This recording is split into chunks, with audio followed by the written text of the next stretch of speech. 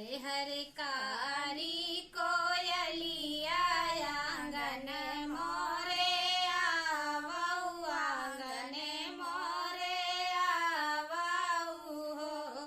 कोयलिया झूमोरे पहिला बियाह नेवत दाइया आवऊ नेवत दाइया आवऊ हो।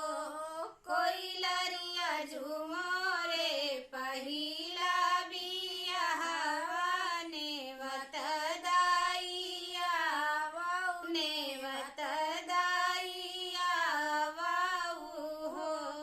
एक तौन त्योहार गन पर गानी और आजिया और नानिया और हो। कोयलिया कजीनी ने उबीरना भैया जिन से मैं रूठे हो। कोयलिया कजीना ने उबीरना भैया जिन से मैं रूठे हो। आई गए अरगानी परगानी और आजिया और नानिया और हो। कोयलिया नाही आवई बीरना भैया जिन से मैं रूठे हो। कोयलिया नाही आवई बीरना भैया जिन से मैं रूठे हो।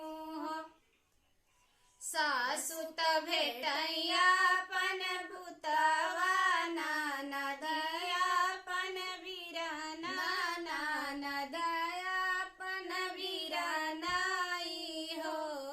कोयलिया बजरा कई छाती धारानी के हिया धाई भेटऊ के हिया धाई भेटऊ हो।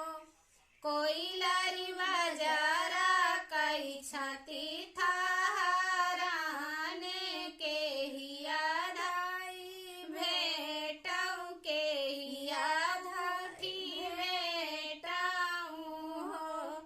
कोयलिया बजरा कई छाती धाराने के हिया उठी भेटऊ के हिया उठी भेटऊ हो। हरे हरे कारी कोयलिया आंगन मोरे आवऊ आंगन मोरे आवऊ हो। कोयलिया फिर से नेवत दाइया बीरना भैया आवई हो।